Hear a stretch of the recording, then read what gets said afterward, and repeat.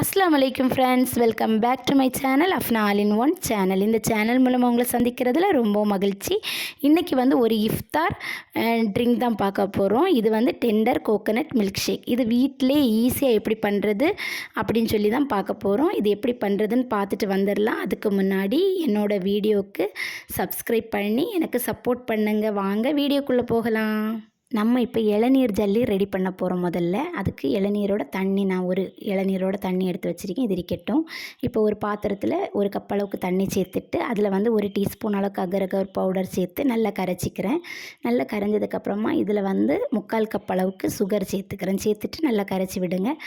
இதுவும் நல்லா கரைஞ்சதுக்கப்புறமா எடுத்து வச்சுருக்க இளநீர் தண்ணி இதில் சேர்த்துட்டு இதை நல்லா செட் ஆக விடணும். முதல்ல ஒரு பாத்திரத்துக்கு ட்ரான்ஸ்ஃபர் பண்ணிவிட்டு நல்லா ஆற வச்சு இது கட் பண்ணுற பதத்துக்கு நம்ம ரெடி பண்ணி, ஜெல்லி பதத்துக்கு ரெடி பண்ணி எடுத்துக்கலாம். இப்போ ஜெல்லி ரெடி ஆகட்டும். இப்போ ஜெல்லி ரெடியாகி சூப்பராக வந்தாச்சு. இளநீர் ஜெல்லி இதை நம்ம பீசஸாக கட் பண்ணி வச்சுக்கலாம். அந்த க்யூபாக கட் பண்ணும்போது நம்ம டெண்டர் கோகோனட் மில்க்குக்கு சேர்க்கும்போது இது டேஸ்ட் அவ்வளோ சூப்பராக இருக்கும். இது தனியாக இருக்கட்டும் ஒரு பக்கம். இப்போ அந்த இளநீருக்கு உள்ளே இருக்கக்கூடிய அந்த தேங்காவை சேர்த்துட்டு இதோட மில்க் மேடு கொஞ்சமாக சேர்த்து ஸ்மூத்திங் பேஸ்ட்டாக நம்ம அரைச்சி எடுக்க போகிறோம். நான் ஒரு இளநீரோட அந்த வழுக்க மட்டும் தான் சேர்த்துருக்கேன். இப்போ நல்லா ஸ்மூத்திங்காக அரைச்சி எடுத்தாச்சு. இது தனியாக இருக்கட்டும். இப்போது பாலை 1/2 லிட்டர் அளவுக்கு எடுத்து காய்ச்சி ஆற வச்சுருக்கேன். இதோட அந்த விழுதை நான் சேர்த்துக்கிறேன். அரைச்ச விழுதை சேர்த்து நல்லா கரைச்சிக்கிறேன்.